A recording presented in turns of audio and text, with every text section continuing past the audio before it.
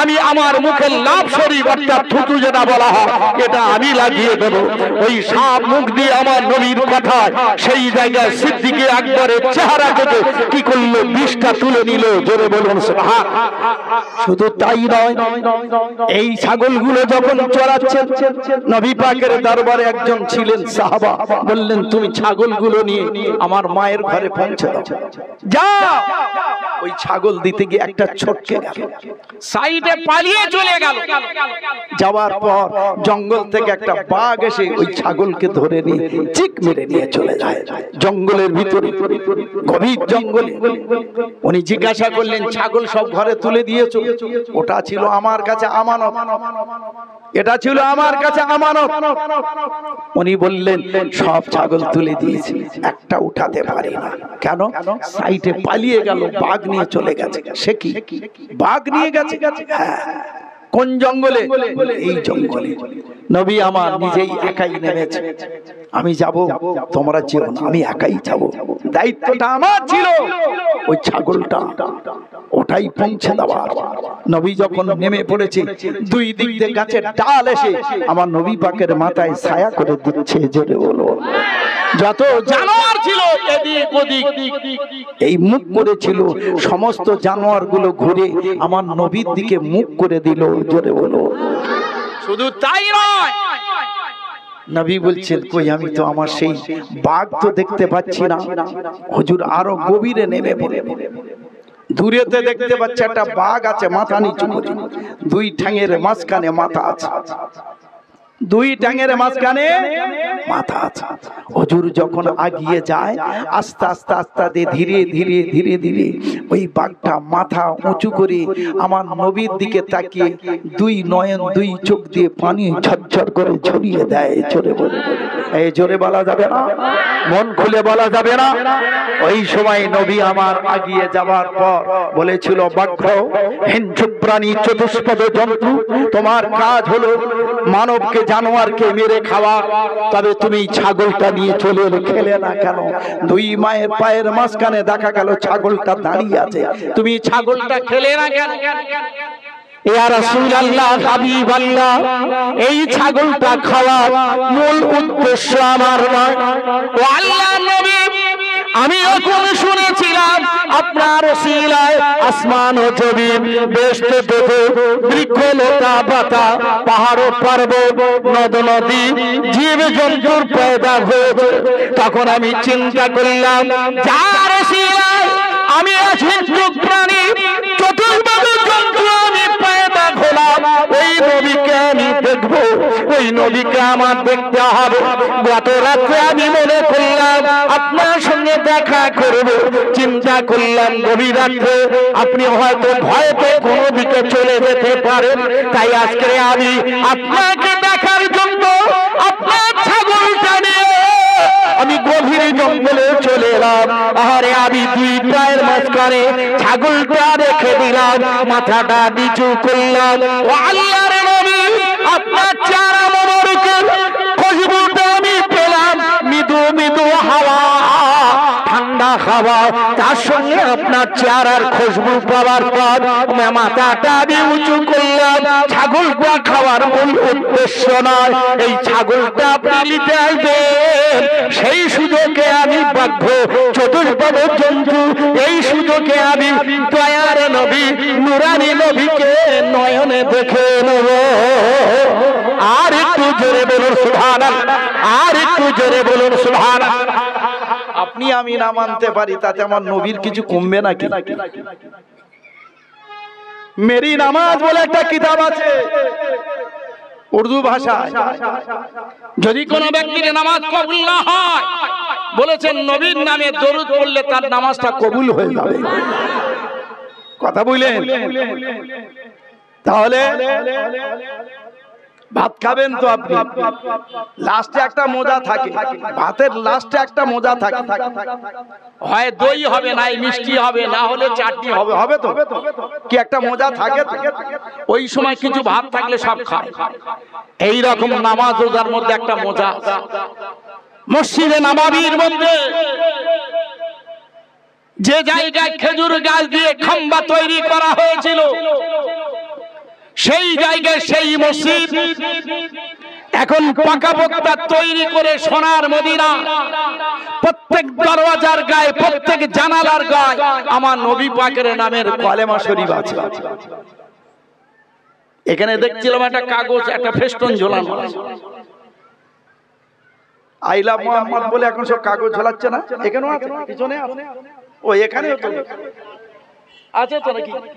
আচ্ছা, কিন্তু দেখা যাচ্ছে আবার দেখছি বেশ কিছু জায়গা দেখলাম কালেমা শরীফ লেখা আছে আর নিচে লেখা আছে I love Muhammad. I love Muhammad কি মুহাম্মদকে ভালোবাসি না নাকি? এই মানে কি গো এইটা, এইটা তাই না যে মুহাম্মদকে ভালোবাসি না, এইটা লেখা কি গো ভালোবাসি, নবীকে ভালোবাসি প্রমাণ ওই ফেস্টনে নয়, বুকে রাখতে হবে আর মুখে রাখতে হবে। কি ভুল বলছি নাকি? বুকে নিজের মায়া মহব্বত ভালোবাসার জায়গা ছোট্ট করে, যেখানে সোনা দানা সময় সম্পদ ছেলে মেয়ে বিবি বাচ্চার ভালোবাসার স্থান দিয়েছি, ওই জায়গা আমার নবী পাকের স্থান থাকবে। আপনি যদি ভাঙা ঘরে থাকেন, আপনি যদি ওই জায়গাতে যদি কুড়ে ঘরে থাকেন আর সেই জায়গা যদি বাল ফিট করেন আর এই তারটা যদি মেন জায়গাতে যদি সেখানে আপনি তারটা রাখেন, ওখানে সুইচ মারলে এখানে জ্বলবে তো না জ্বলবে না? জ্বলবে তো। তাহলে আপনার অন্তরে নবীর সেই প্রেম সেই জায়গা রাখতে হবে, নবীর সেই জায়গা মিল মহব্বতের ভালোবাসা। এক দু নম্বরে থাকবে নবী পাকের নামের কলেমা, এটা আমাদের বুকে থাকবে না মুখে থাকবে। কি গো কলেমা শরীফটা কোথায় থাকবে? এখন তো দেখা যাচ্ছে বেরামাতে গাইয়া রামারা, সে কলেমা নেই, এই কলেমা নেই, এই আজানে কলেমা আছে তো কিচ্ছু বলে না, একামতে কলেমা আছে তো নেই। আর দেখা যাচ্ছে নামাজে সালাম ফিরাবার পরেতে যখন দোয়া হয় শেষ, আমরা কি দিয়ে শেষ করব? দুনিয়াতে যখন চলে যাব, যখন আমাদের রূহটা হুলকুমে আটকে যাবে, ওই সময় কোন ব্যক্তি যদি কলেমা শরীফ পড়ে, তারপরে যদি তার মওত হয়ে যায়, তিনি ঈমানদার হবে না বেঈমান হবে? কথা বলে। তাহলে ঈমানদার হবে কলেমা পড়লে। সেই কলেমা আজকের দোয়ার সময় শেষ, আমাদের সেই কলেমাটা হচ্ছে না। তার মানে কি? ওটা মনে করছে দাদা হুজুরের সিলসিলা না। আমাকে বলেছিল কোন সিলসিলা? अरे कौन सिलसिला? जो सिलसिला हमारा आका के है वो सिलसिला गरीब नवाज के है, जो सिलसिला गरीब नवाज के है वो सिलसिला फुरफुरा अबू बकर सिद्दीक के है। जोरे बोल। तखनी बोललेन अबू बकर सिद्दीक बोले हाँ, ও সিলসিলা কি রাসূলের তরিকা। আমার হাতে হাত দিয়ে মুসাফা করেছিল, আমি দুই হাত দিয়ে করলাম, উনি এক হাত দিয়ে করেছেন। আমি বললাম আপনার তরিকা? बोले हम रसूल के तरीका पर नहीं, अपने साहबा के तरीका पर। मैं रसूल के तरीका। कैसा? एक तरीका हमारा रसूल के साथ एक साहबा मुसाफा किया है, हुजूर ने कफाइन से मुसाफा किया। कफाइन माने এইটা कफाइन, এই দুটো कप माने একটা আর कफाइन माने দুটো, দুই হাত দিয়ে মুসাফা করেছে। আর সাহাবা কফ से মুসাফা করে, এক হাত দিয়ে মুসাফা করেছে। আমি দুই হাত দিয়ে করলাম, আপনি এক হাত দিয়ে করেছেন। তাহলে আপনি নবীর তরিকা না সাহাবার তরিকা? তখনই বলছে गलती हो गया। कहां के रहने वाले? अहले बांग्ला, मगरिब बंगाल के। मगरिब बंगाल? बोला हां। किस पता नहीं है? मगरिब बंगाल के अंदर एक शख्स है जिनका नाम है अबू बकर सिद्दीक। लोगों ने जमाने के मुजद्दिद कहते हैं।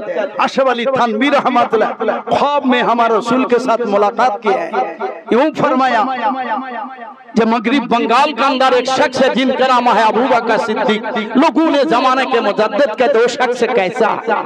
रसूल जवाब दिलेन अशरफ अली वो शेख मशाइख है, वो हमारा औलाद है। जोरे बोलो। তার মানে কি? উনি বলছেন ওলিদের মুরব্বি, দাদা হুজুরকে বলছেন। আর আল্লাহ রাসূল বলছেন উনি হলেন ওলিদের মুরব্বি, আর নবী বললেন উনি আমার আওলাদ। জোরে বলুন। কথা বলে সেজন্য যারা ঈমানের কালেমা মুখে পড়বে, অন্তরে জুড়ে রাখবে, তারা কিয়ামতের দিনে আমার নবী পাকের ইশারায়, আল্লাহ রাসূলের ওসিলায় আল্লাহ তাদের দয়া জান্নাত দেবেন। সেজন্য নবীর প্রেমে, নবীর মহব্বতে, নবীর ভালোবাসায় দুরূদ শরীফ আল্লাহুম্মা সাল্লি আলা পড়ো বাবা ওয়া আলা আলি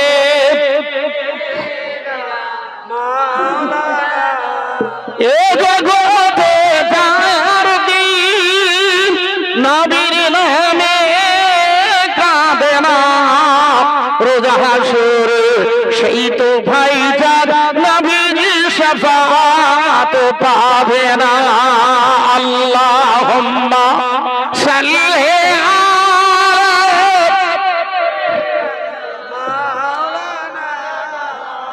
ওয়া আলা আলি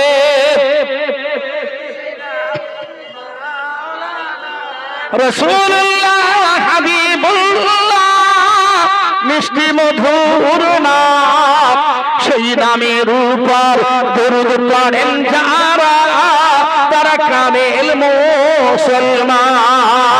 আল্লাহুম্মা সাল্লি আলা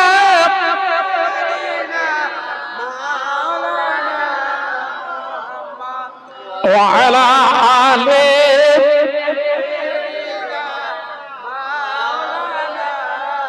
নবীকে ভালোবেসেছিল জানোয়ারেরা, নবীর কোন অংশটা বেকার নয়। আল্লাহ রাসূল যখন মা হালিমাতুস সাদিয়া ওনার কাছ থেকে যখন বিদায় নিলেন, তখন উনি বাজারে গিয়ে কাঁদতেছেন। সাহাবায়ে কেরামেরা বললেন, আপনার ঘরে তেমন কোনো সম্পদ নেই, কাফনের কাপড় কিনতে এসে আপনি কষ্টই কাঁদতেছেন, টাকা পয়সা নেই, আমরা দেব। আল্লাহ রাসূল জমিনে হাত রেখে দিয়ে এক মোটা ধুলা নিয়ে বললেন, এ সাহাবায়ে কেরামেরা আমার হাতে কি দেখছো? তখনই বললেন, এটা ধুলাবালি। হাতে মুঠ করে নিয়ে বললেন, আল্লাহ আপনি যদি আমাকে ভালোবেসে থাকেন, আমার কথাকে ভালোবেসেছেন, আমার হাতের ধুলাবালিকে সোনায় পরিণত করে দিন। জোরে বলুন।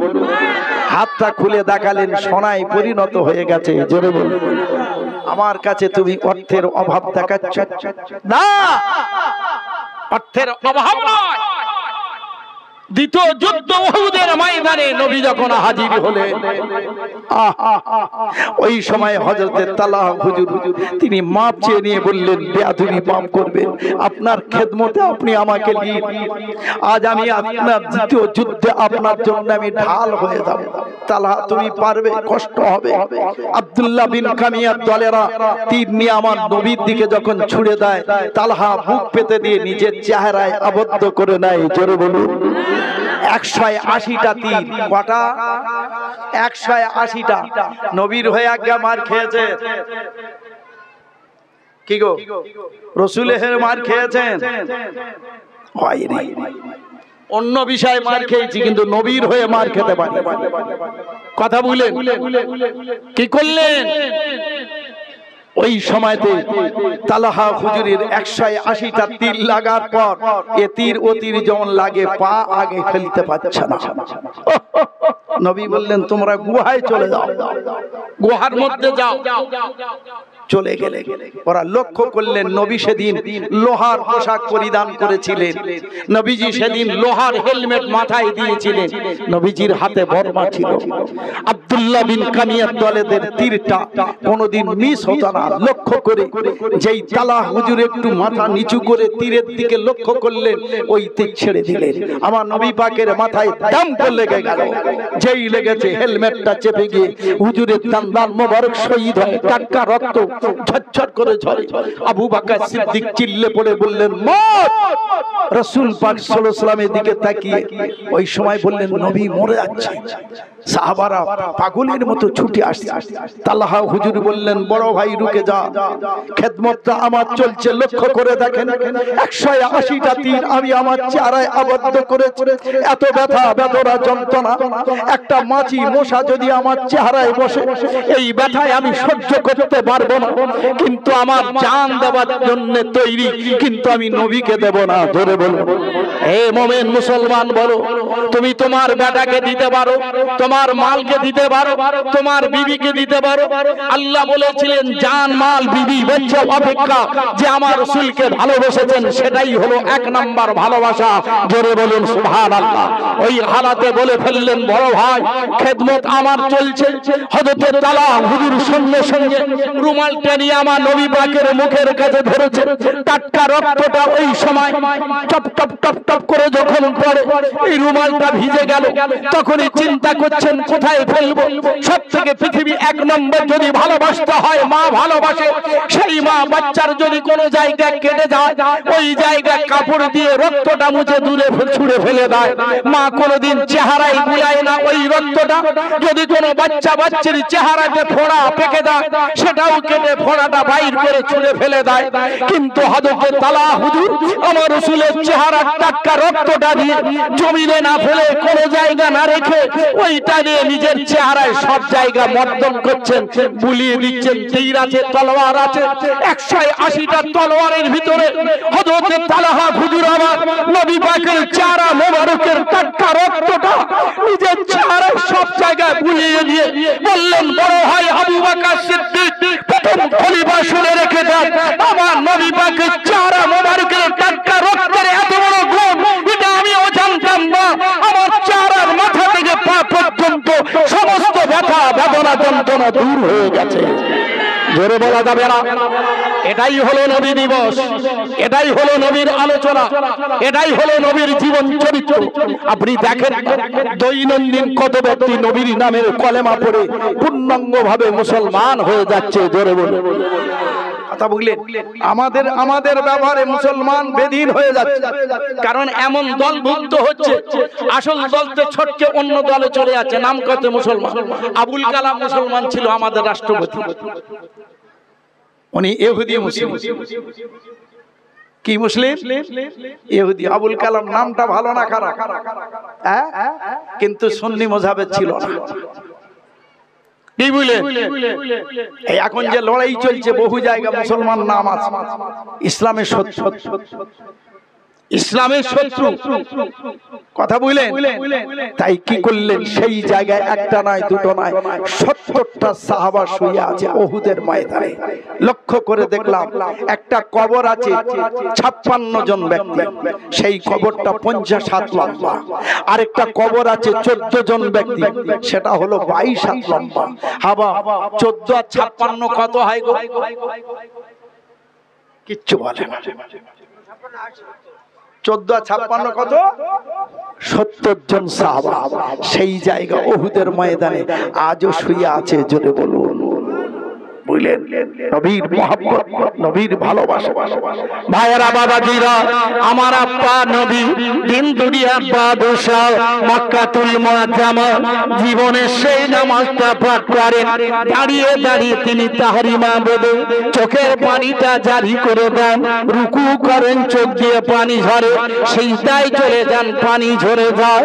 হুজুর আমার ডান দিকে সালাম ফেরান, আবার বাম দিকে সালাম ফিরাচ্ছেন, দুই চোখ দিয়ে ঝরঝর করে পানি ঝরে যায়। সাহাবায়ে কেরামেরা বললেন ইয়া রাসূলুল্লাহ হাবিবাল্লাহ, আপনার জীবদ্দশায় নামাজ দেখেছি, এই রকম করুণ নামাজ পড়তে দেখি না। এত কষ্ট, এত চোখের পানি। ওই সময় লক্ষ্য করে দেখে আল্লাহর কাবা শরীফে পানি বেয়ে চলে আসে। নবী আমার বললেন ও সাহাবায়ে কেরামেরা, খলিফাগণেরা শুনে রেখে দাও, আজকের দিনের জন্য, আজকের আমি আমার জীবনের শেষ নামাজ মনে করে এই জায়গা থেকে আমি বিদায় নেব। দাতুর ঘরটা রেখে দিয়ে রাসূল আমার চলে যাবেন। সাহাবায়ে কেরামেরা বললেন আল্লাহ নবী যেখানে যাবেন আমরাও সেই জায়গা যাব। ইয়া রাসূলুল্লাহ হাবিবাল্লাহ, আপনার যাবার পথে কাকে নেবেন? হুজুর আমার বললেন সাহাবাদের ভিতরে যে ব্যক্তির বয়সটা বেশি, আমাদের তুলনায় যার বয়স বেশি, ওই ব্যক্তিকে আমি রাসূলুল্লাহর সঙ্গে করে নেব। জোরে বলুন সুবহান। আর একটু জোরে বলুন সুবহানাল্লাহ। কোনি চিন্তা করলেন তাহলে আবু বকর যাবে, এছাড়া আর অন্য কেউ নয়। তাই গেলেন সঙ্গে। রাসূল মক্কাতুল মুআজ্জামা ছেড়ে বাইর হয়ে চলে গেলেন। সাহাবাই কেরামেরা নবীর প্রেমে মহব্বতে ভালোবাসায় কাঁদতে কাঁদতে চলে যায়। মক্কা শরীফের বর্ডার ব্রিজ আছে, রেল কাঠের মতো ব্রিজ, ওইটা হলো মক্কা শরীফের বর্ডার। মক্কাতুল মুআজ্জাম, সেখানে সাইবা ওদবা আবু সুফিয়ান উমাইয়া ইবনে খালদ তীর তলোয়ার নিয়ে দাঁড়িয়ে আছে। এখান থেকে মক্কা শরীফ থেকে কাউকে মদিনায় যেতে দেওয়া হবে না, নবী পার হয়ে চলে যাবে। যদি যাও গর্দানে তলোয়ার লাগিয়ে দু টুকরা করে দেব। ওখানে গিয়ে দলবদ্ধ হয়ে ইউনিটি তৈরি করি আমাদের উপরে লড়াই করবে। তবে মদিনা থেকে কেউ আসলে তার সুযোগ দেওয়া হবে, তার সুযোগ দেওয়া। আর কেউ যায় না ভয়েতে। কয়েকটি মেয়ে ছেলে বলছেন রসুলের খবর কি? উনি তো নাই, উনি এখানে নাই। সে কি কথা? উনি মদিনা শরীফে চলে গেছে, প্রাণের ভয়েতে মেরে দেবে। 1,15,000 যুবকেরা বাচ্চারা মিলে পাথর ছুঁড়ে মেরেছিল। সেই সময় নবী আমার মাথা নিচু করে কাঁদতেছে। যখন মাথা নিচু করে কাঁদে, জঙ্গলের প্রাণী হরিণ ছিল, ছুটে এসে আমার রাসূলের দিকে তাকিয়ে কাঁদতে কাঁদতে চলে আসছে গ্রামের দিকে। ওই গ্রামের দিকে যখন চলে আসে, জওয়ান যুবকেরা দেখে বললে জঙ্গলের হরিণ এসে পাকড়াও। সব যুবকেরা রাস্তায় নেমে গেছে হরিণকে পাকড়াবার জন্য। ওই হরিণটা নিজের জবানে বললেন, पकड़ने से मुझे तुम क्या कमाएगा, मदद करने जाओ तुम हजरत मुस्तफा। जोरे बोलুন সুবহানাল্লাহ। আর একটু জোরে বলুন সুবহানাল্লাহ। আমাকে পাকড়ে তোমরা কি উপকার পাবে? যাও যাও যাও, তোমরা যাও মুস্তাফার কাছে চলে যাও। তার কারণটা কি? দুশমন ने उनको खूब आज इजादी है तो सिरोता है वो खुदा के हबीब। जोरे बोलो सुभान। এই জানোয়ারটা বলে যুবকেরা মুস্তাফা মাথা নিচু করে চোখের পানিটা জারি করে দেয়।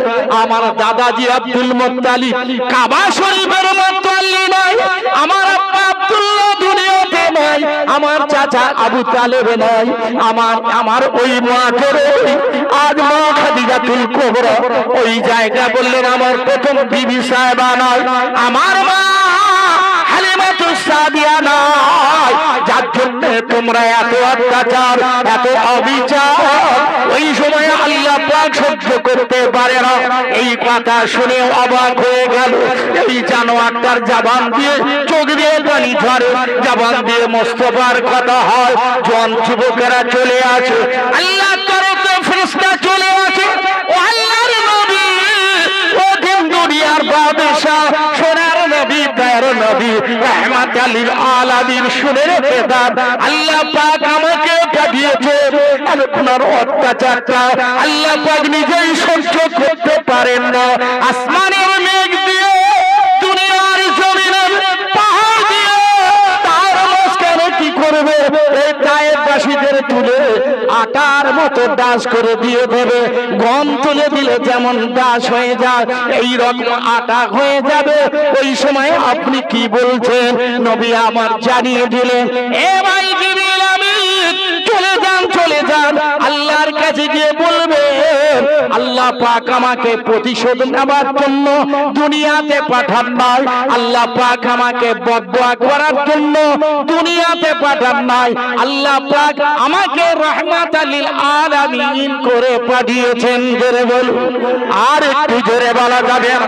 ভাইরা বাবাজিরা, আল্লাহ পাকের নবী দিন দুনিয়ার বাদশা জিবরিল আমিনকে বললেন, ও ভাই জিবরিল আমিন, আল্লাহর কাছে গিয়ে আমার তরফে ফরিয়াদ করেন, একদিন যেন তায়েফবাসীরা আমাকে চিনতে পারে, একদিন যেন তায়েফবাসীরা তারা যেন আমার কাছে ঈমানের কলেমা পড়ে তারা যেন মুসলমান হয়ে যায়। জোরে বলা যাবে না? আর একটু জোরে বলুন সুবহানাল্লাহ। আল্লাহুম্মা সাল্লি আলা। কষ্ট হচ্ছে? দরুদ শরীফ পড়তে কষ্ট হচ্ছে? ওয়ালা আলে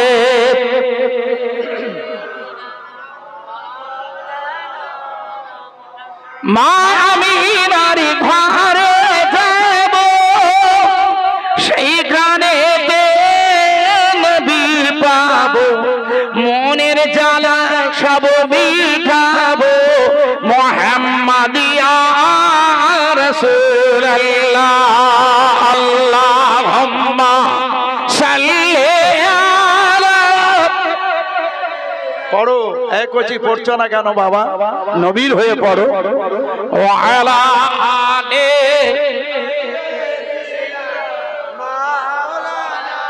এই গাড়ি আছে আপনাদের, গাড়ির একটা দোয়া বলে দিই, গাড়ির দোয়া। আগের যুগেতে নৌকা ডুবে যত খবর ছিল, কি গো, এখন নৌকা ডোবা না, এখন গাড়ি অ্যাক্সিডেন্ট। অ্যাক্সিডেন্টের শেষ নেই, কথা বুঝলেন? অ্যাক্সিডেন্টের শেষ নেই। গাড়ি উঠবেন দরুদ শরীফ পড়বেন, পুকুরে মাছ ছাড়বেন দরুদ শরীফ পড়বেন, দোকানে ঝাঁপ খুলবেন দরুদ শরীফ পড়বেন। আপনি যখন পরীক্ষায় চলে যাবেন, প্রশ্নটা হাতে পেয়ে নবী পাকের নামে দরুদ শরীফ পড়বেন চোখ বন্ধ করে। তারপর আপনি লেখা শুরু করবেন, দেখবেন ব্রেনে এসে, যেটা আপনার ছিল না, ভুলে গিয়েছিলেন, ব্রেনে এসে গেছে। বুঝলেন? আপনি বিদেশে যাবেন দরুদ শরীফ পড়ে যাবেন। আপনি যখন কোনো চারা কিংবা দানা পুঁতবেন দরুদ শরীফ পড়বেন। আপনি দেখবেন পরীক্ষা করে ওই পুকুরের মাছটা মাথা মোটা, লেজ সরু, আপনি দরুদ শরীফ পড়ে যখন মাছটা পুকুরে ছাড়বেন, দেখবেন মাছটা মোটা হচ্ছে কিনা। আর আশারাফি আউয়ালিন নাহারে আশারাফি আখিরিন নাহারে, নবী বলছেন সকালে 10 বার, সন্ধ্যায় 10 বার তোমরা যদি দরুদ শরীফ আমল করতে পারো, কিয়ামতের দিনে, কঠিন দিনে আমি নবী তোমাদের জন্য আল্লাহ পাকের দরবারে সুপারিশ করা আমার ওয়াজিব হয়ে যাবে। জোরে বলা যাবে না, মন খুলে বলা যাবে না। সেজন্য নবী পাকের শানে, নবী পাকের মহব্বতে, ভালোবাসায় বেশি বেশি করে দরুদ শরীফ। আল্লাহুম্মা সাল্লি আলা।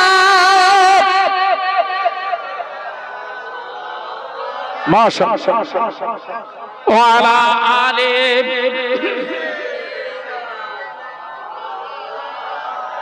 আদম নবী শফিউল্লাহ, আদম নবী শফিউল্লাহ, মুসা নবী করিমুল্লাহ, আমাদের নবী হাবিবুল্লাহ, মুহাম্মদ রাসূলুল্লাহ।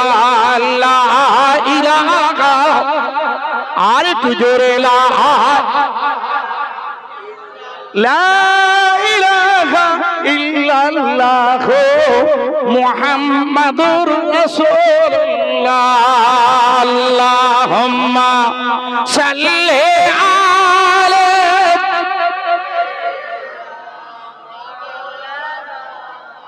ওয়া আলা আলি সাইয়্যিদিনা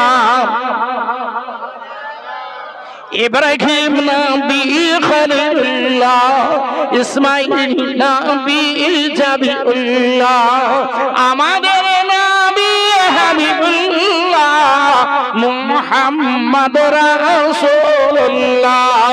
লা ইলাহা, আর একটু জোরে লা ইলাহা, খুব জোরে লা ইলাহা, লা ইল্লাল্লাহ মুহাম্মাদুর রাসূলুল্লাহ। হাসবি রাব্বি জাল্লাল্লাহ মা ফি কলবি কবুল্লাহ, নূর মুহাম্মদ সাল্লাল্লাহু লা ইলাহা লা ইলাহা ইল্লাল্লাহ মুহাম্মাদুর রাসূলুল্লাহ। আল্লাহুম্মা মাশাআল্লাহ মাশাআল্লাহ ওয়া আলা আলি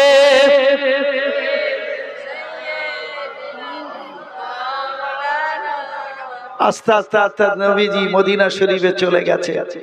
মদিনাবাসীরা বলছে যেতে দেব না, এরা তো বিতাড়িত করছে। আর মদিনাবাসীরা বলছে যেতে দেব না, আমাদের খেজুর বাগানটা আপনার নামে লিখে দেব, আমাদের দুটো ঘর আছে, একটা ঘর আপনার নামে লিখে দেব, আমাদের দুটো বিবি আছে, একটা তালাক দিয়ে আপনাকে দেব, আমরা আপনার জন্য ঢাল হয়ে গেলাম, আপনার আঘাত হানতে দেব না। নবী বললেন আমি ওই খেজুরের বাগান, আমি ওই ঘর বিবি সময় সম্পদের লোভে আসি না, আমি এসেছি ঈমান বাঁচাতে।